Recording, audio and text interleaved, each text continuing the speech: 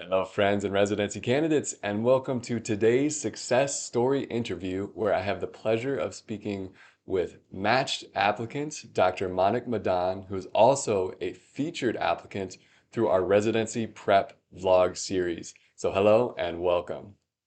Hi, Zev. Thank you for having me. Thanks to Match Resident for hosting these series because I find them very educational, and just thank you so much for having me. Absolutely. So, tell us a little bit about your match. Where did you match, and in what specialty, in case people aren't familiar yet? So I matched into psychiatry at Penn State Hershey Medical Center, which is in Penn State University. So it's a university program. So that's something I was looking up to. And it was also my top choice. So I'm really happy that I matched there. Congratulations, that's incredible. What made it your top choice, and did you think that you were going to be able to match into that program? So, Penn State, Hershey has a big name in psychiatry because, the professors that work there are phenomenal. One of the professors, Dr. Andrew Francis, has made a scale called the Bush-Francis catatonia scale, which is used worldwide by in psychiatry. So that's so big, and he's one of the leading authorities on catatonia, which is a disease in psychiatry. So I really wanted to work with him and the whole team at Penn State, and it's one of the top 20 research universities in all of America. So that's a dream come true, to go at such a place, and the diversity of patient experience that you get there is just unparalleled. So I'm really happy to master. And to answer your second question, I did not think I would match there because I just thought the competition was just way too much. And secondly, my interview was didn't go as planned as I thought. I tried to I was not able to properly answer one of the questions, and I was like, it's over. But apparently it was not. So I masked there. So you make mistakes, but I think the interviewers also know that sometimes these mistakes happen, and they oversee it if you're a good applicant. And I think that's what got me in there. And so during the interview, was it just the one question that you didn't feel that went well, or were there other things that you feel like you could have done better at the time? So it was mostly that one question, tell me about an interesting case that you saw, and I was confused between two to three cases. And the case that I talked to about, the case I discussed about with the interviewer, it wasn't the best case, I would say, and she wasn't impressed. I could see that. And Oh yeah. that I thought killed the interview, but apparently it did not. So I was happy matching there. Yeah. And so when you were creating your rank order list, what was going through your mind when you were trying to decide between programs, what should be at the top of your list, and the programs that weren't making it to the top of the list? What were you thinking about, and how were you analyzing your choices? So it was a mixture of doximity ratings, and then okay, which one's a university-based program and which one is a community-based program, because I want to do research. So university programs took the top priority, and then it was community programs. And then once I had done that, and used doximity ratings to sort through the university programs and the community programs, the last filter I applied to was what was my gut feeling out of that. And I think Penn State came out on top, and then there were other university programs that and it was again it was a mixture of so many things, doximity ratings, university programs, and my gut feeling. And that's how I made my rank order list. There was another post I remember you shared, that was by Dr. Brian Cambrody, I remember, and it had really good data, and maybe we can share it in the description, and people can have look over that, and he mentioned certain points that you can take into account, and I think that was really helpful too. So So take us back to the beginning of the residency application process. If you can even remember it, I feel like it's been so long and so many things have happened. But what was going through your mind at the beginning compared to right now? Has your mindset changed? What is something that you feel has evolved or been different from the beginning to where you're at right now? So that's a really good question. So in the starting, I was really clueless because in India, like there's no interview-based system, like, and people who have the highest marks just get the job and it's done, right? So you don't interview. So I was really clueless, like, how am I gonna interview? I have never had like, interviews before, and these are professional interviews for residency spots which are so limited, and you're competing with just so many people. Like for one spot you're competing with 10 people, and that's a lot. And then there are other people, like, so when I was going through the interviews, I saw people who had PhDs in their respective fields like neuroscience, and I did not have a PhD. And then there were so many people with so many different accomplishments, and like you feel that you might not make that cut, like, and it's a very real chance that you might not make the cut. And when you talk to like residents from other programs, you just feel like everything is so polished with them, like their whole residency, that maybe you don't belong. Like, how am I a person like gonna go to such like such good programs like American residency programs? And that was something that like I had in my mind when I started. But as you go throughout the interview process, you become resilient, and you're like, why not, why can't I go, right? And then you match, and then you're like, oh my god, I'm gonna be like, like next year when people apply, I'm gonna be like one of the PGY ones, and people are gonna have a look at me, and I'm like gonna be a part of their residency program. It's just like, it's surreal is what I would say. Like you change, like you're like, okay, you're gonna become a part of that American system. Like it just feels surreal. And you become mentally resilient to so much stress, I guess, because this whole interview season is so stressful. And I hope you remember, like I had like two pre-matches out of all, which I did not get. Like and like it wasn't that I really wanted those pre-matches. It was that like if I had gotten a pre-match offer, that just meant I was good, right, in my interviews. Like, and I did not get them, so that was a heartbreaker. And then you go on like giving the interviews without getting the pre-match, so that's very scary, right? So yeah, and like in the end you're like, okay, if I did not get the pre-matches, I might not match, right? But in the end, I think you make peace with the fact, like, whatever happens will happen for the good, and it's going to be okay, like whether you match or not. And like not matching wouldn't destroy your life, like it's not the end of the world, right? I think that's something I learned. Definitely. And so you did get US clinical experience before applying to residency, correct? Yeah. And do you think that helped strengthen your application? Was it something that you were able to talk about in your interviews or personal statements? Absolutely, because like one of the questions that you get in about every interview is, how is the US healthcare system different from your country's healthcare system, right? Because, and now that I have rotated in the US, I know about EMRs, how to operate the EMRs, and like, how the US healthcare system works based on insurance and HIPAA policies and all of that. And how, like in my country, like, you don't really have those things. And how also the US healthcare system does not have hierarchy in it. Like you don't like, so let's say there's a program director, and there's like an associate program director. All of them are on an equal, like even the residents, right? All of you are like on an equal field, and it's not like somebody's bossing over somebody else. It's just like, it's a very friendly environment is what I get from the US healthcare system, while it's not the same like in other healthcare systems, right? So I was able to answer that question like very like, because I knew about like the US healthcare system. And yeah, like you get asked about your rotation in the US a lot, like what did you do there? Tell me about an interesting case you saw like in this rotation, right? You write that in your ERA CV if you saw an interesting case there. And it does help if you are from that certain, like let's say I'm interviewing in a program in New York City, right?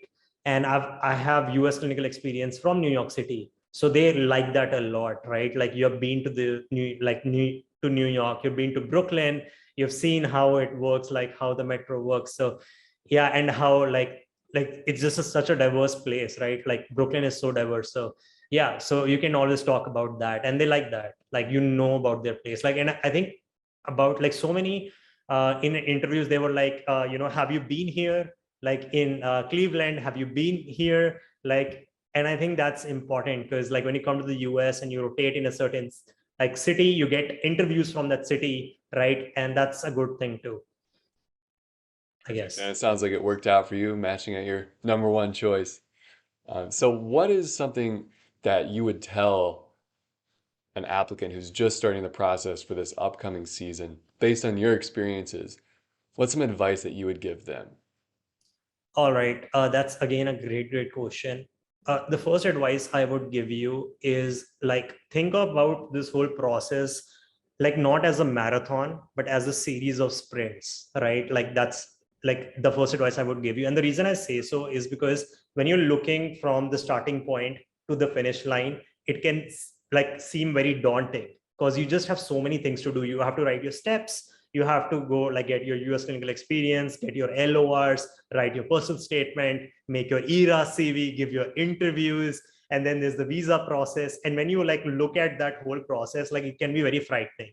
It was very frightening for me. And if you're worried about the whole process from the start, you won't be able to focus on like one single aspect of it. Because let's say you're writing your steps, then you're worrying about, okay, interviews, how I'm going to prepare for the interviews, right? What visa I'm going to select, right? So, and I see like people asking these doubts right now. I get that, but right now I think they should focus on their certain aspect of like, let's say the exam, like if you're writing the steps, focus on the step right now. Don't worry about the visa at the moment, right? So that's something I would say is focus on each sprint and take rest after each sprint. So you've written your step one, take rest, relax, plan ahead. That's good, but don't worry about the future. It will take care of itself. Just plan ahead, relax, take the next sprint, relax, right? So USMLE is a series of sprints rather than a marathon. I guess like that, that's my first point. Second point I would say is develop your X factors. And what I mean by X factors is when you're applying, there's just so many people who are very similar to you, right? Even if you have a good score, there's so many people with your same score, right? Even if you have USCE, so many people have USCE, right? That might be even better than you. From like, I did not have USCE exactly from a university. Mine was more from hospitals that were not universities. And there were people who had like USCE from university. So like, you know, I was at a disadvantage there.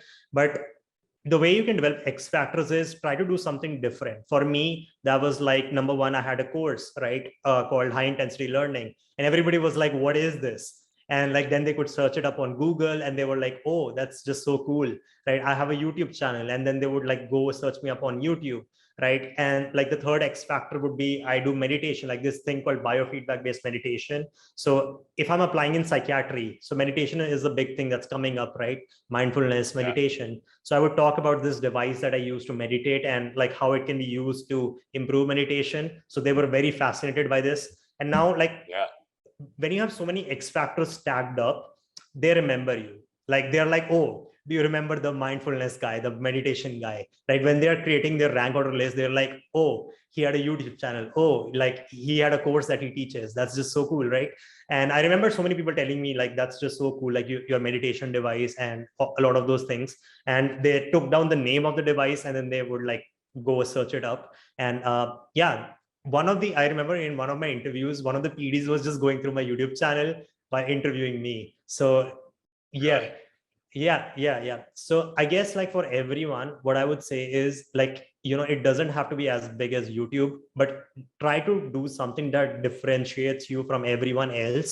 So they can remember you in the end. They're like, oh yeah, that guy, the YouTube guy, or like the meditation guy, or right. And if you can develop a series of X factors and stack them up, like they will remember you for sure. And I think that can sometimes make all the difference, right? Thirdly, what I would say regarding the whole USMLE process, let me just remember, like I had the third point, is just don't worry. Like the more you worry, the worse it's gonna get, right? Trust me, like I know it's very scary. It was very scary for me. Like the whole interview process was so scary. Don't worry about it. Just reframe that fear into excitement, because when you're gonna go on a roller coaster, right? You're going like either you can feel fear or excitement. It's just the same chemicals, like it's adrenaline, right? It's your interpretation of that adrenaline that's gonna determine like your future or like how you're gonna perform. So just interpret that fear as excitement and try to like move along like that. And I think that would be the third point. like for anybody who's applying. And don't worry about not matching, it's gonna be fine. It's okay. Like, there's not much difference between people who match or not match. Like sometimes the difference is just like this much. Like, you can't even quantify it, right? Like sometimes it's just destiny. So don't worry about not matching. Uh, do research, do more electives, make connections, go network, and there is no reason like you won't match the next cycle or the next to next cycle. Just have like believe in yourself, and just have the dedication, show them that, and you will match. Nobody can stop that. Yeah, I think that's excellent advice. What is the impact that you're trying to have on your field? Where do you see yourself in the next 5 to 10 years? So I think I really want to go onto the research side of my field, like try to like practice psychiatry on the cutting edge of it, and do research. That's something I really look forward to. Secondly, I want to go into academics. I want to teach, via my YouTube channel. Like if I can talk about mental health via my YouTube channel, that's something like, and create more awareness, because right now we need to talk about mental health, and it's just such a big topic, especially after the COVID pandemic. I also see myself like after about 4 years, I want to do a fellowship in either concert liaison psychiatry, which is which is all about interface of psychiatry and medicine, or I want to go into child and adolescent psychiatry. I'm really split about that at the moment, not really sure about that. And yeah, I want to practice in an academic institute, like, and work in an academic institute as a professor if I can afterwards, because it's just fun. Yeah, teaching is fun. Yeah, absolutely. So how can people stay in contact with you? Where can they follow you online to see more and learn more as you progress along your medical journey? So you can just search me up on YouTube. It's Manik Madaan, MANIK MADAAN. I'm also on Instagram. So just search me up, Manik Madaan. You'll like on Google, you'll find my Instagram too. And I'll keep if it's possible, I'll do an Instagram like with you guys. Like what is it called? Instagram takeover on my Takeovers, yep. yeah, on Matcha Residence page. If you guys have any questions stacked up for that, like just get ready. I will answer them. And yeah, I'll try to like help as many as people I can and mentor as many as people I can, because it's my responsibility to give back, So thank you so much.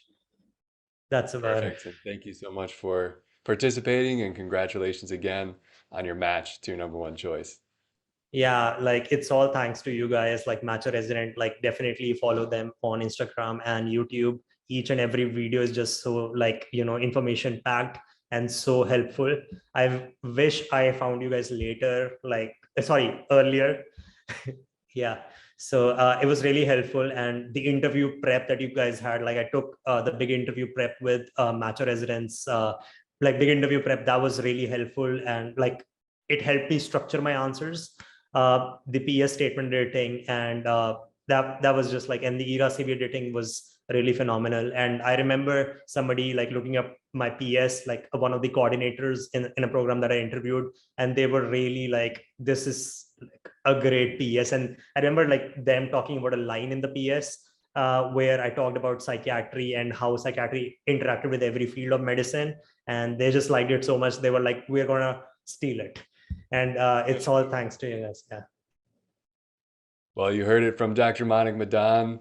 We're glad to be in support and wish everybody out there the best of luck. And of course, reach out if you have any questions throughout the process. So thank you and take care.